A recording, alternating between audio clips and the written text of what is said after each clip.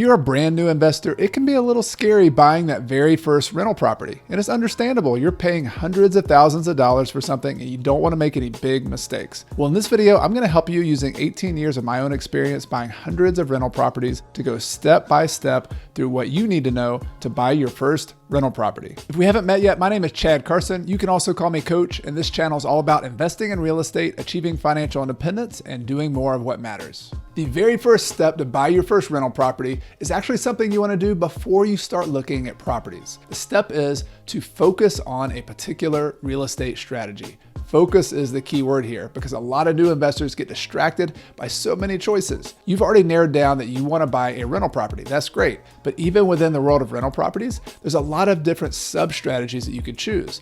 You could choose to do house hacking. You could choose to buy a duplex or a threeplex or a fourplex and just rent it out and not live in it. You could choose to go big and buy multifamily properties or mobile home parks. You see how there's so many choices and it's easy to get distracted. Well, what I'd like to help you with is just to narrow these choices down and know that on your first deal, you have plenty of time later on to try different things.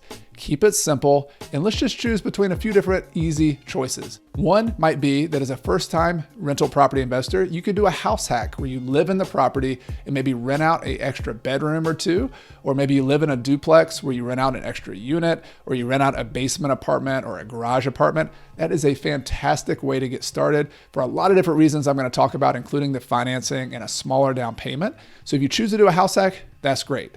Another choice would be to rent out the house you're already living in and then go buy another house. If you live in a house and you run the numbers, we're going to talk about that a little bit too. If you run the numbers and it makes sense to rent your property and keep the financing that you have on that property, that could be a great way to get into the rental property game. And then a third choice would be just to buy a straight rental property. If you saved up a little bit more of a down payment, if you have good enough credit and all of that, then that might be a good choice too. And you can stay and live in the property you already live in and just buy a pure rental property. But the point here is choose one of those strategies. It doesn't have to be perfect at that point, and then move on to step number two. The second step to buy your first rental property is to choose a location or a target market for your property. Now, if you're going to do a house hack where you live in the property, it's pretty straightforward. You're going to be investing and buying in the location where you live. If you're not going to do a house hack and you're just buying a pure rental property, then you have a few more choices. And one of the main choices is, are you going to invest locally in your market where you live, or are you going to invest long distance? Now, the basics of a good investment property and a good market is that you want to have a place where the economics make sense. You want to see job growth over the long run. You want to see a diversified economy. So not just one factory or one military base, or in my case, I actually live in a college town. There's one university, so it's a little more risky. It's a little more risky than a big metro area. There can be a case for doing that, but you just want to know who is paying the people who are going to rent my property. Is there a diversity of choices? I want a lot of choices. I want a long-term, healthy economy. So that's kind of a given. And there's lots of places out there where that's possible. But then the next thing you want to look at is, depending on your strategy, certain markets have better numbers for cash flow rental properties than others. I get this question a lot. If you live in a high cost of living area where the prices are, let's say on average, $500,000 or $700,000, and the rents are maybe a couple $1,000s per month, it's really difficult to actually buy a rental property and then be able to pay your mortgage payment with a reasonable down payment. And if that's the case, you might need to start looking outside the area a little bit if you want to make cash flow. Now, there are people who buy properties in California. There are people who buy properties in Manhattan, but they buy with a little bit different strategy.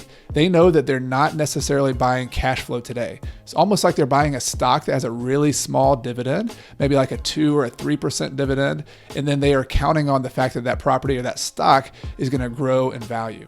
So it's more of an appreciation play. If it goes up at 5 or 6% and you're using some leverage, you can make a lot of money doing that. But it's a little bit more of a speculative play, and also it requires a much larger down payment. So nothing wrong with that. But for a lot of smaller investors who are just getting started, who have limited means, limited down payment, limited knowledge, investing in an area with a little bit more reasonable prices and a little bit more reasonable rent to price ratio typically makes sense. So if you live in a market that doesn't make sense, you might want to go somewhere else, either outside of your market, maybe an hour or two. There's smaller towns often within bigger metro areas that make sense. Or even I have a lot of people I've helped out who invest thousands of miles away. So you want to look at that economics, number one, and then number two, the price to rent relationship. And is that going to make sense for the strategy that you chose in step number one? Some of you might already have a market in mind, and that's great, but if you're still struggling with figuring out where you're going to invest, I'm going to include a few articles and resources below in the video description so you can go a little deeper to figure out where some other investors are looking and what the statistics look like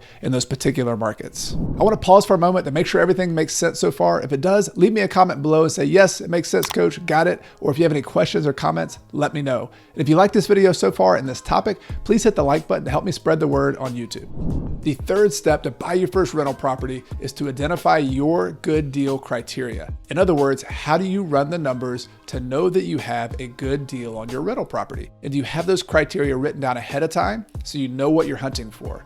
Now, this topic can get really complicated really fast, but I'm going to try to simplify it to 3 criteria that you can use. And I'm also going to give you a free spreadsheet that you can find in the video description below. The first criteria is just cash flow. Cash flow, put simply, is when you collect your rent and you subtract all of your expenses, including your mortgage payment.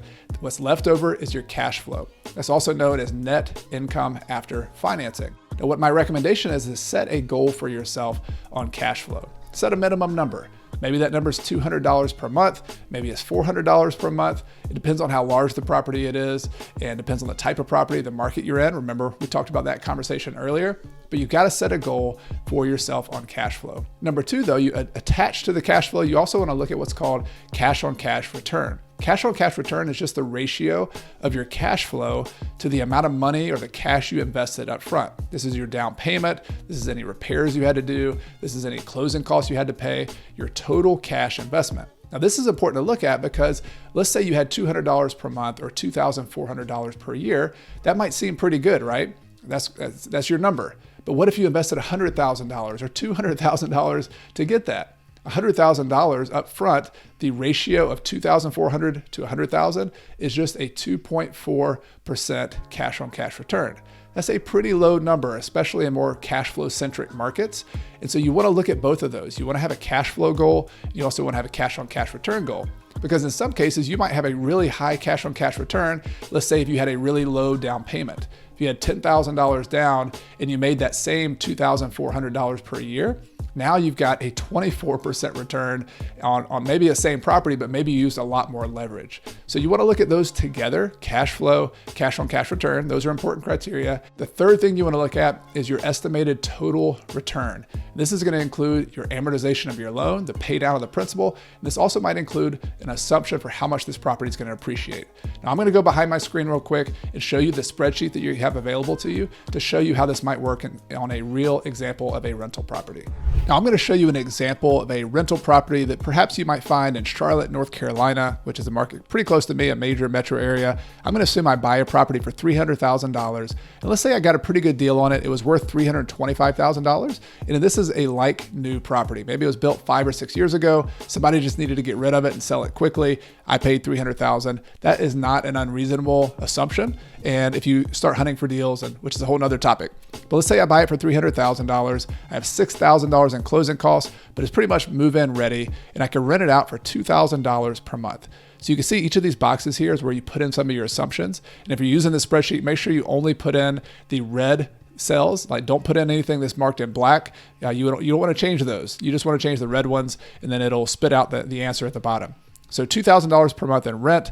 I am assuming a 5% vacancy rate. It's maybe vacant 1 month out of every 2 years.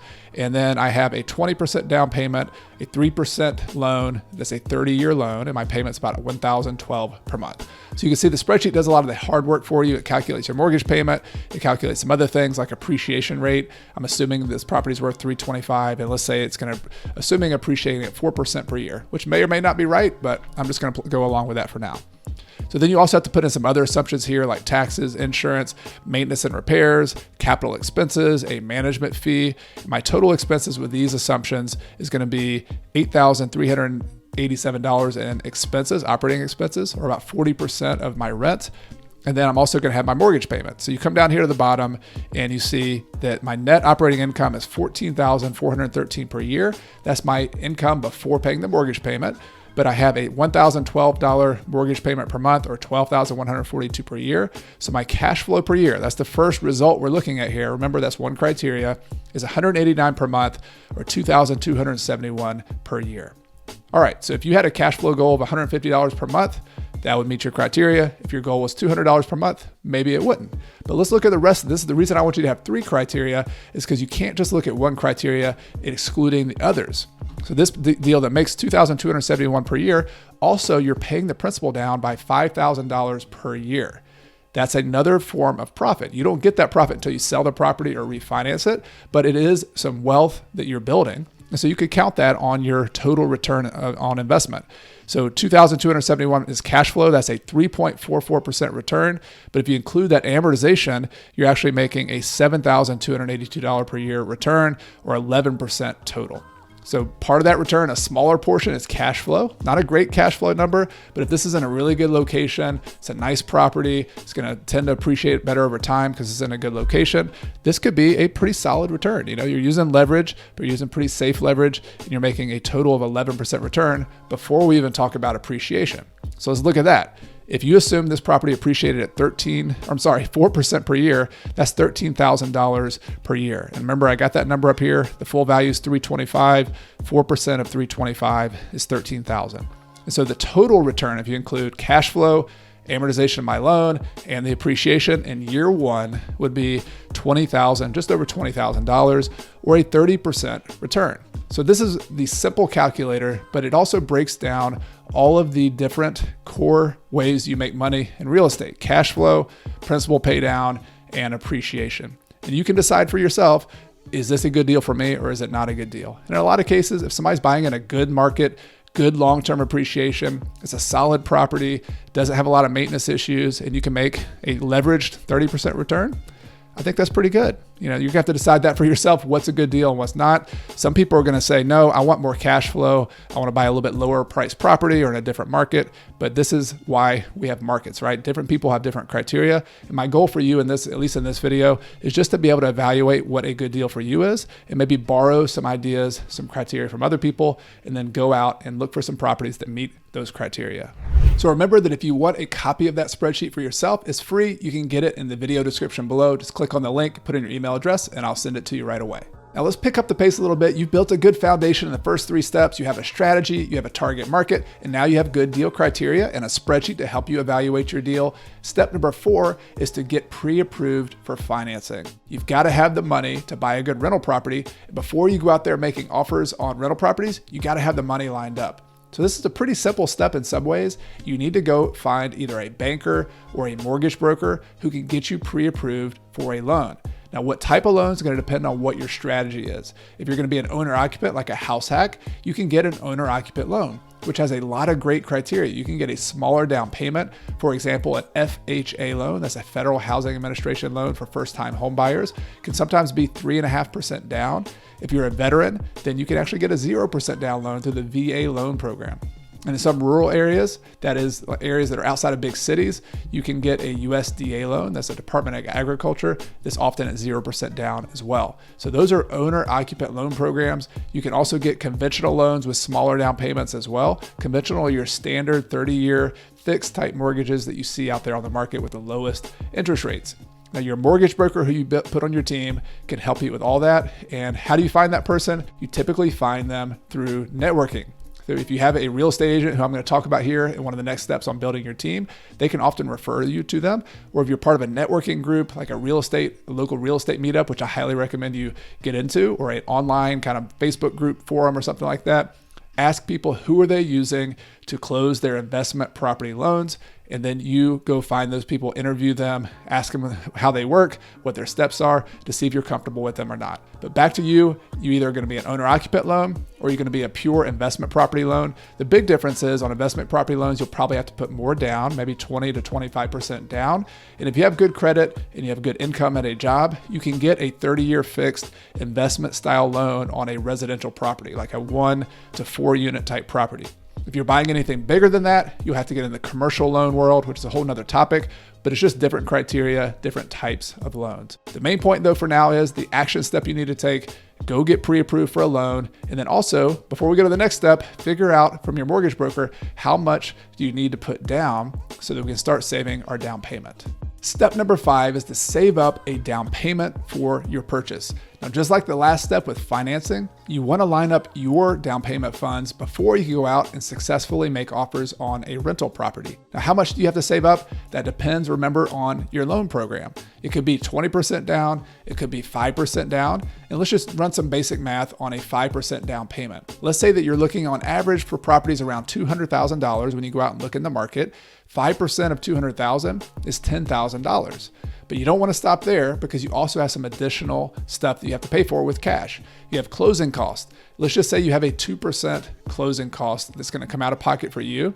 2% of $200,000 would be $4,000. So you have $10,000 down, $4,000 in closing costs, and then don't forget about repair costs and maybe some holding costs as well.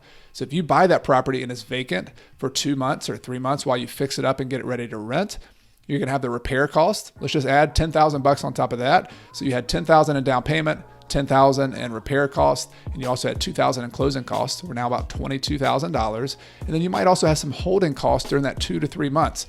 You got to make your mortgage payment. You got to pay utilities. You got to pay for doing the lawn perhaps or something like that. So there are some other costs, and that's going to be just dependent on your deal. But let's just add another couple $1,000 in for that as well. So that's the way you figure out how much down payment you have. Now, if you don't have that down payment, what do? The simple answer is sometimes you just need to be patient and wait. I've had a student that I helped buy his first rental property, and he waited 9 months, 12 months, something like that, while he saved up his money.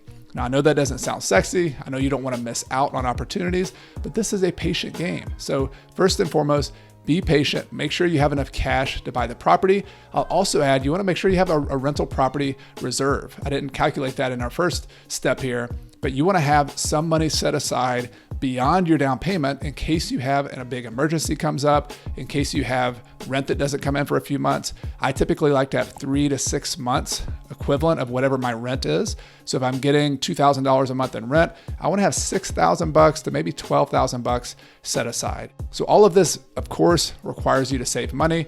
If you don't have the cash, in the past, I've also borrowed money from or partnered with people who did have the cash, and maybe we split the deal together. So that's a topic of partnering. Or in some cases, I've seen people who borrow money on a home equity line of credit, for example, or borrow money for the down payment. I'll caution you a little bit there. Be careful when you're borrowing money for a down payment, you have monthly payments on that. So remember the numbers we ran, the cash flow, that's going to eat into your cash flow. And that's not a good long-term solution. It could be a good short-term solution just to get you over the hump, but you need to have a plan to save up and pay off that home equity line of credit, to pay off a credit card, whatever you're using to buy that, because that interest can tick, it can keep going up and up and up, and it can cost you and turn a decent rental property into a negative cash flow property.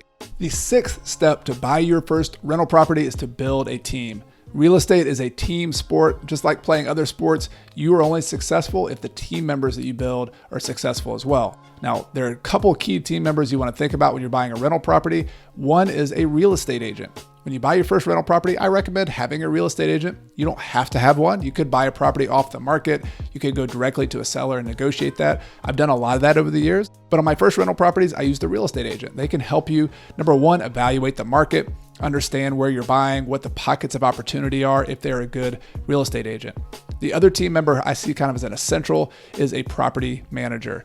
If you're self-managing the property, or if you're doing a house hack, you might not have a property manager in that case, but a property manager is a great resource, number one, to help you manage the property, obviously.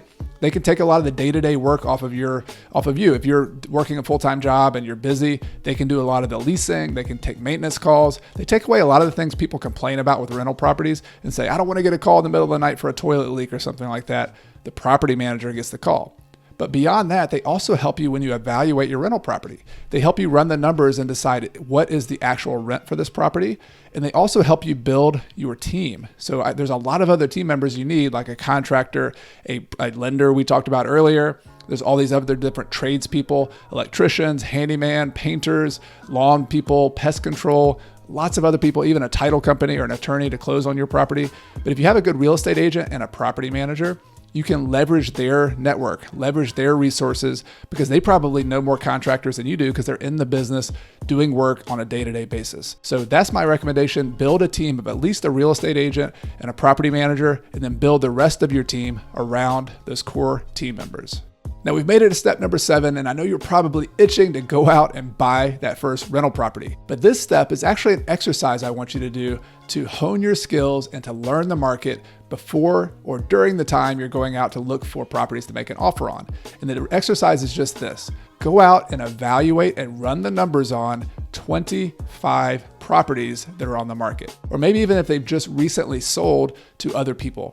Now, what's the purpose of this? This is kind of like when you're in sports. If you're a basketball player, you practice shooting, you practice dribbling, you practice passing, you do some exercise. Those are drills that help you in the game. This is a drill. This is a practice that's going to help you when you actually go out and make offers so that you're more confident, so that you know what's out there. So 25 properties. This is you paying your dues, learning what's actually going on in your market. You're going to put together all the other steps we went through, your deal criteria, your evaluation of the market, your team members, and you're going to have your real estate agent send you listings. Or maybe you could just look on Zillow and say, all right, let me look at 25 listings that are active or recently sold on Zillow. You're going to use the spreadsheet. You're going to run the numbers and to see which of those deals were close to your criteria and which ones were not. You're going to learn so much during those 25 properties that you'll be confident, you'll be ready to go for the next step where we're going to actually make an offer. Step number 8 is the fun one, maybe the scary one if you've never bought a property, is to start making offers on your first rental property. Now, let me give you a tip here that you're probably not going to get your first offer accepted. If you do, just know that's an exception, that you're probably gonna have to make multiple offers. In a competitive market like 2021, when I'm recording this, it's not surprising to have other people outbid you for a property, especially if it's listed on the MLS, the multiple listing service. There's a lot of competition. But really in any market, this is a numbers game, that you are gonna be looking at multiple properties and making confident offers on multiple properties, typically before you get your first deal. I have an example. There's a student of mine named Michael. He's in Philadelphia, and he had to make 11 offers, I believe the number was, before he got his first rental property. And at offer number 7 or 8, we had a conversation during the time he was taking the class, my course, Real Estate Deal School. And he's a little frustrated. He's like, you know what? I think I'm just gonna wait a little while. I'm gonna go travel. I'm gonna do some other stuff. And my recommendation to him was, you've done a lot of work. You've saved the money. You've done all these things to get ready. Just give it a little bit more time. And if you make another 5 offers, for example, and you get rejected each time, that's all right. Like, don't worry about the result. Just focus on the process. Just make the offers, make offers that make sense, both for you, but also you don't want to be making 50% of the list price offers. Typically, you're not going to get those accepted. You want within a certain striking distance, maybe 10, 15% of what the list price is. Make an offer, make it confidently, and then if you get rejected, move on to the next one or follow up on that offer. Well, Michael did that. He made several more offers and he finally got his deal. And so that is a common occurrence on your first one. Maybe it's 2 or 3 offers, maybe it's 10 or 11 like Michael had to do, but you got to be ready to be persistent, to be confident, and to follow up before you get your first deal. We're now at step number 9 of the process to buy your first rental property. And this step is you put a property under contract. You made those offers and one of them, the seller accepted it, and your real estate agent's helping you with the paperwork and helped you with that whole process, but you now have it under contract. An important part of that contract process is that you need to do due diligence. So typically, especially on your first rental property deal, you want to have a reasonable period of time, maybe a couple of weeks, maybe longer. Talk to your real estate agent in your local market what is typical, but you want to have a period of time for you to be able to evaluate the property, to evaluate your numbers and test your assumptions. You've used your spreadsheet, but you probably assume some things like the rent, you assume the repair cost, you had to do some guesses there. Well, the due diligence period is where you verify, am I correct on the rent? Am I correct on the estimated value of the property? And this is why you have team members. You have a team member, your real estate agent, your property manager, who are going to help you out with those numbers. You're also going to leverage their resources to find a property inspector. So your property inspector is going to go through the property and tell you if there's any structural issues, anything that you need to fix, like deferred maintenance. Hey, this roof is leaking. Hey, this hot water heater is leaking. Hey, there's some structural damage to the foundation under here. If you find something and it exceeds the cost of your estimate and repairs, then you might need to renegotiate or back out of the deal. That's why you have a due diligence period. But the other thing you want to do is use your rental property, your manager or your real estate agent to help put a list together of things that cosmetically need to be done, and then also use your property inspector's list of things that have to be done just from a structural standpoint. And the idea is to have a scope of work. This is a list of things that need to be done, and you have a contractor to help give you an estimate so that you know how much it's going to cost before you buy the property. You want to have a guess, a reasonable, good guess to understand before you go say, yes, I'm finally going to buy this property, that you move forward after your due diligence period. If it happens to exceed your budget, again, you got to renegotiate. You might need to back out. That's the point of a good due diligence period. You need to talk to your real estate agent and your local attorney to make sure you have that clause in your contract. And once you do, if you make it through that due diligence period, then there's also some other steps. You have a good title company and a good closing attorney, depending on your state, who helps you run what's called the title work. They want to make sure you get a good, clean title and that you get title insurance so that you don't have any issues. There might have been an heir to an estate 50 years ago who didn't sign something correctly. You want to make sure your attorney, your title company solves those issues so that it doesn't become your problem. You want to have a property that you can then resell to somebody else without any issues. But that's a typical process. Your attorney, your title company can help you out with that. And in the end, you're going to get all the way to closing. You're finally going to buy your property. And that's step number 10. This is an easy one. Pat yourself on the back. You just bought your first rental property. The kind of adventure is starting now, right? You've been through all those steps. There are some more things to learn. You're going to have to get your property rented. You're going to have to fix it up. But be sure to pause a little bit. Celebrate the fact that you went through all that time, that effort to buy a rental property. This is the hardest part of the process. Once you own a rental property, once you get it stabilized, it gets a lot easier. I've traveled, I've done a lot of things. I've lived in Ecuador for 17 months with my family while having rental properties back in the United States. The holding of the rental properties is much easier than the acquisitions, but the work is worth it because in the end, you can have cash flow, you can live off that cash flow, you can grow wealth. And it's the motto of my channel here, do what matters. See that behind me there? Do what matters is you get to have time to do what matters in your life, whether it's traveling, whether it's spending more time with your kids, whether it's starting another business, whatever it is for you, buying that first rental property is the first step towards doing what matters for you.